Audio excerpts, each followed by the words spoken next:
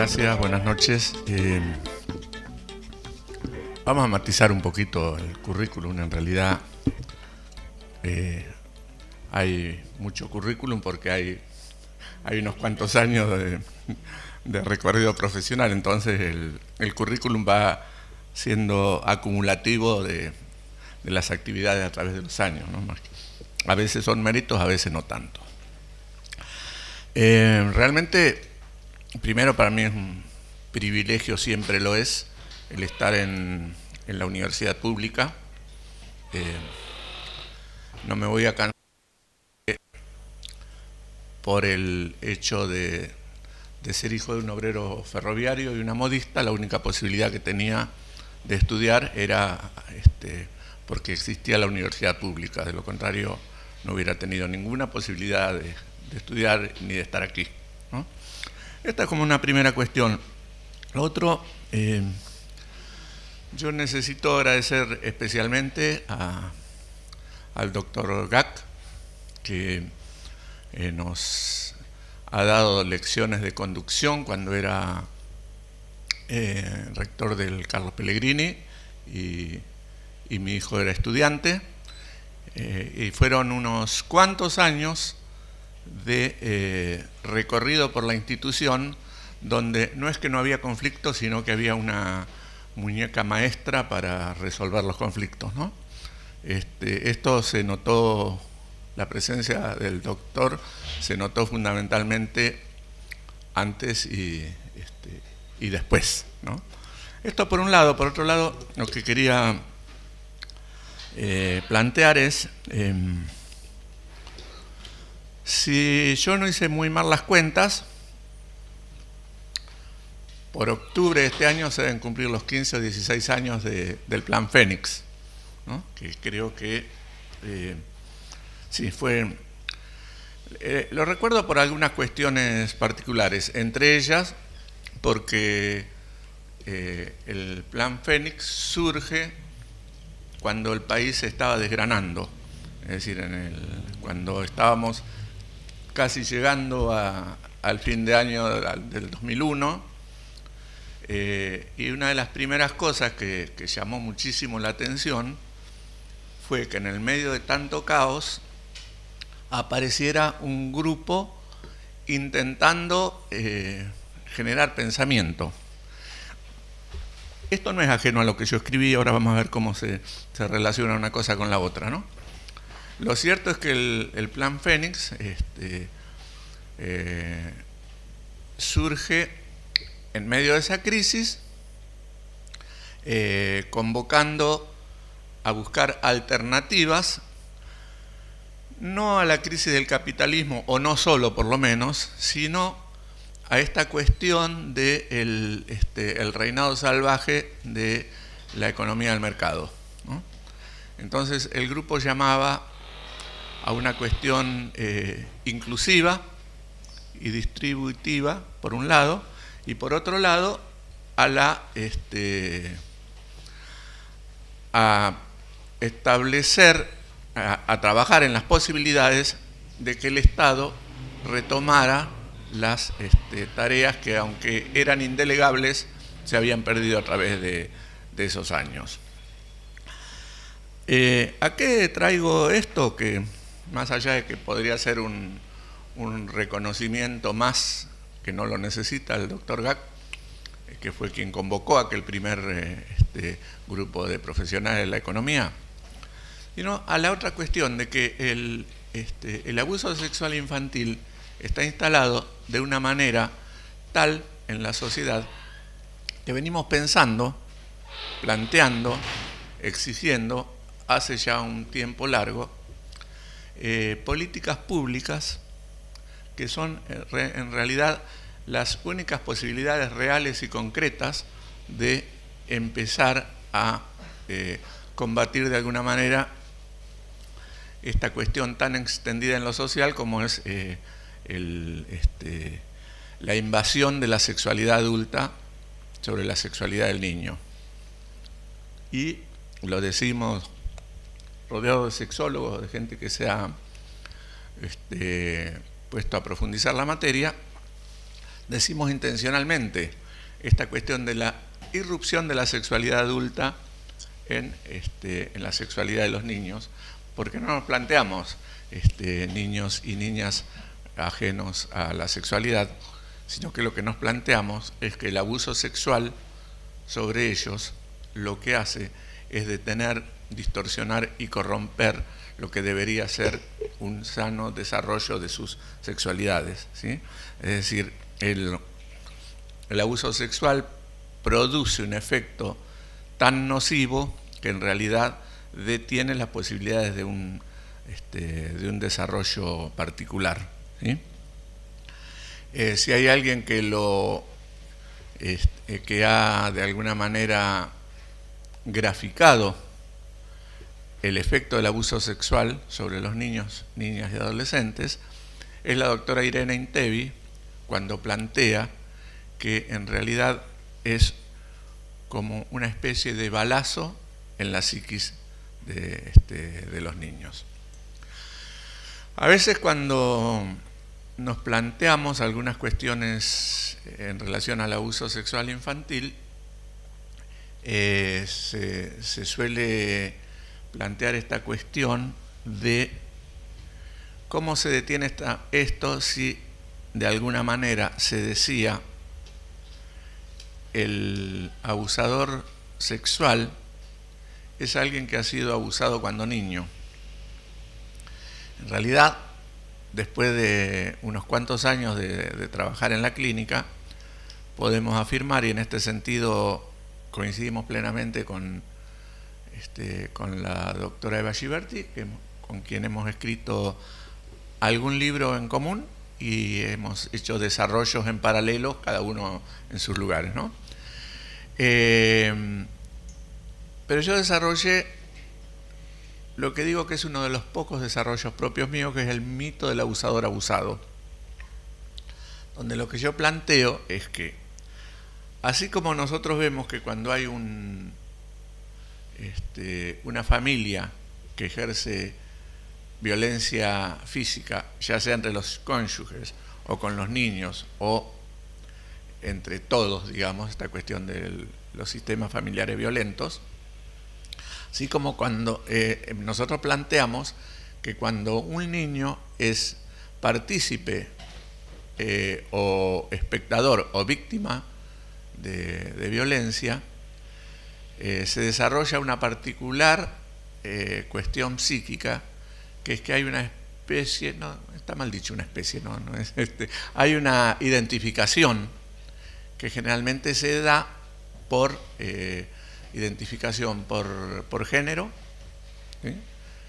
Que es lo que, digamos, explica de alguna manera por qué un niño que ha surgido, un niño varón me refiero, ¿no? Un niño que ha surgido de un hogar violento suele repetir el esquema activo de la violencia y una niña al revés suele perpetuar esta cuestión de ser víctima cuando adulta de las mismas situaciones que padeció cuando niña. En realidad hay una cuestión que necesito plantear entre medio, y es que yo reivindico, por lo menos en la primera etapa, el concepto de víctima. Siempre planteo que, por lo menos al principio, hay que establecer claramente que en temas de abuso sexual infantil y violencia contra la mujer existen víctimas y victimarios. Si nosotros no establecemos eso, estamos quitándole a quien ha padecido violencia o abuso, le estamos quitando todo, hasta la posibilidad de reconocerse como víctima. Que el trabajo siguiente es que pueda posicionarse de otra manera, empoderarse y plantearse salir de ese lugar, esa es otra cuestión. Pero si nosotros no reconocemos eso, le dejamos a quien padece estas situaciones en una absoluta soledad, ¿sí? La otra cuestión que me parece importante señalar, en el trabajo que yo escribí puse un título y un subtítulo. El título es Esa vieja costumbre de abusar. Apuntaba con ese título a una cuestión que tiene que ver con lo que siempre se pregunta, es si ahora hay más abuso sexual, si el abuso sexual es actual, si antes había más o menos abuso, pero en realidad antes no se visibilizaba y ahora sí. Y en ese sentido yo prefiero tomar las palabras de Ana Fernández, que es una estudiosa del tema de violencias. Ana Fernández plantea que en realidad en estas cosas tenemos que ser inclusivos, es decir, no suma demasiado la cuestión, pero pareciera que podemos sí indicar que hoy existen más abusos sexuales, pero que además siempre existieron muchos abusos sexuales, ¿no? El tema es que si uno se queda en que siempre existieron abusos sexuales, corremos el riesgo de apuntar rápidamente a la invisibilización, porque total es algo que ocurrió siempre, ¿no? Y en ese sentido, afirmar que hoy existen muchos abusos sexuales infantiles permite que la sociedad pueda hacerse cargo de esto. La otra cuestión es, cuando hablamos de es la segunda parte del trabajo, que es la responsabilidad social en el abuso sexual infantil. Yo hablo de responsabilidad social por lo siguiente. El abusador sexual, lo mismo que el violador, lo mismo que el femicida, no son monstruos ajenos a las características de cualquier sujeto común y corriente inserto en la sociedad, sino que más bien son productos de esa sociedad, que están además integrados a esa sociedad. Yo lo grafiqué con un trabajo, por eso me gustó cuando vi cómo estaba encabezado esto como Ángeles y Demonios, pues yo escribí un trabajo que se llama De Ángeles y Porteros, que es un trabajo sobre el femicidio de ángeles, ¿no? Ese trabajo yo lo escribí para tratar justamente de mostrar esta cuestión de que no existen monstruos, pero la sociedad sí tiene mucha necesidad de establecer la existencia de monstruos, porque si se logra establecer que existe un determinado monstruo, entonces todos y todas somos absolutamente inocentes de las violencias y de los abusos que se dan en el plano social. En este artículo, que lo resumo un poco y como para ir cerrando esta intervención, en este artículo yo planteaba lo que pasó desde el principio, apenas apareció el cuerpo de Ángeles, ¿no? Que en realidad los diarios, los medios de comunicación en general, nosotros y hasta la justicia, había decidido que el asesino de Ángeles era el supuesto padrastro. ¿Por qué digo supuesto padrastro? Porque en realidad hablamos de padrastro cuando en realidad el padre de Ángeles vive, ¿no? Igual me sorprendió tremendamente que ayer sale un reportaje a él, al padre, en el diario Perfil, y él habla. Dice, yo también en algún momento pensé que podría ser el padrastro, ¿no? O sea que también él, digamos, se sale de ese lugar. Pero a lo que no era eso lo central, sino que este señor Opatowski, digamos, primero tenía aportación de cara. La segunda cuestión era que además era absolutamente incorrecto, socialmente incorrecto. Decía las cosas que no había que decir si uno no quería estar ahí metido entre los sospechosos, digamos, ¿no? Y sin embargo él avanzaba, insistía en esto, a punto tal que todos lo habíamos condenado de alguna manera. A lo mejor todos no, pero casi todos. Bueno, lo cierto es que al lado de él estaba el señor Mangieri, que era un buen portero, el gordito bueno, un buen tipo, solidario, amigo de todas las familias, querido por todos, ¿no? Fue uno de los principales colaboradores de la justicia y además fue el que logra descubrir en las cámaras, en las cintas de las cámaras, el momento en que llega Ángeles a su casa. Es él el que le dice a la fiscal Azaro, mire, ahí está llegando Ángeles, ¿no? Digamos que era el colaborador perfecto. Cuando realmente aparecen las evidencias que que de alguna manera lo involucran a él, quedamos, como sociedad estoy hablando, no de particularidades de cada uno, quedamos como altamente sorprendidos, comprometidos e incómodos, porque si Opatowski era el asesino, estaba bien, porque era distinto a todos. En cambio, si el asesino era Mangieri, ahí sonamos, porque quiere decir que podía ser yo, podía ser cualquiera de nosotros, podía ser el vecino. Quiero decir, el que sea una persona común, independientemente de los diagnósticos que después puede hacer cada uno, ¿no? Pero el que sea una persona común termina involucrándonos a todos. Y esto es lo que pasa fundamentalmente con abusadores sexuales. Uno a veces se pregunta por qué, por ejemplo, en muchas comunidades educativas, cuando aparece un abusador, la gente, otros padres de los colegios, por ejemplo, salen inmediatamente a defenderlo, ¿no? Con los argumentos que sean. Porque justamente es el abusador o la abusadora son gente como uno. Esto independientemente de que puedan existir o no falsas denuncias, que en realidad judicialmente no llegan al 2%, ¿sí? Digamos, hay toda una corriente informativa de abusadores que dicen que hay un porcentaje altísimo de falsas denuncias. Eso no es cierto. Lo que pasa que lo que hacen es poner en la misma estadística, de un lado, las denuncias certeras, y del otro lado lo que son las falsas denuncias, que insisto, no llegan a un 2%, y lo que son las denuncias no consustanciadas, que son aquellas denuncias que a juicio del fiscal o a juicio del juez no tienen no tienen la cantidad necesaria de pruebas, que son casi siempre los fallos que terminan con absolución por el beneficio de la duda, ¿no? Esta es la confusión que se instala.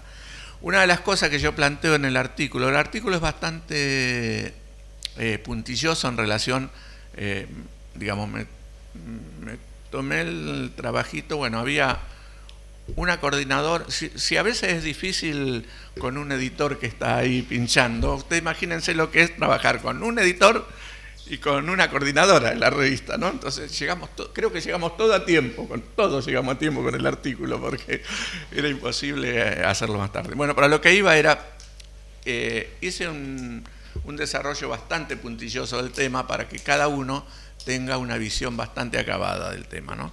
Pero hay una cosa que nosotros no nos cansaremos de señalar, que es el tremendo daño que se produce y las consecuencias que se producen en los adultos que cuando niños han sufrido abuso sexual infantil. Son personas que, si no han recibido el trato adecuado en el momento que se descubre el abuso, cuando se descubre, y el tratamiento adecuado, en realidad son personas que cuando adultos desarrollan patologías psíquicas de toda clase, en general severas, muchas de ellas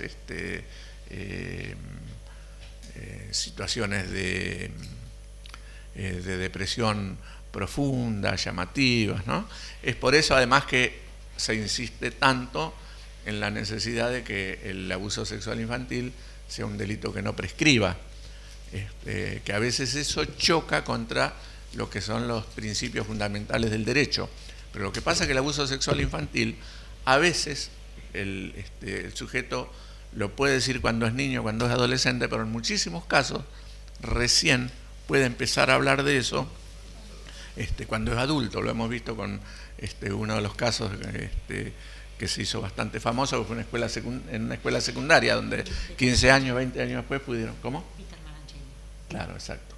Creo que fueron 15 años después, recién pudieron hablar los chicos.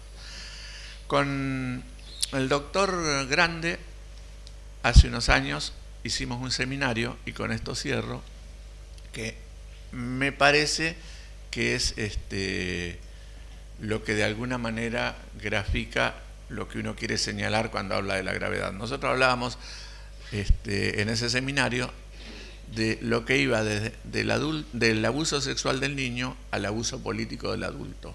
¿Por qué decíamos esto?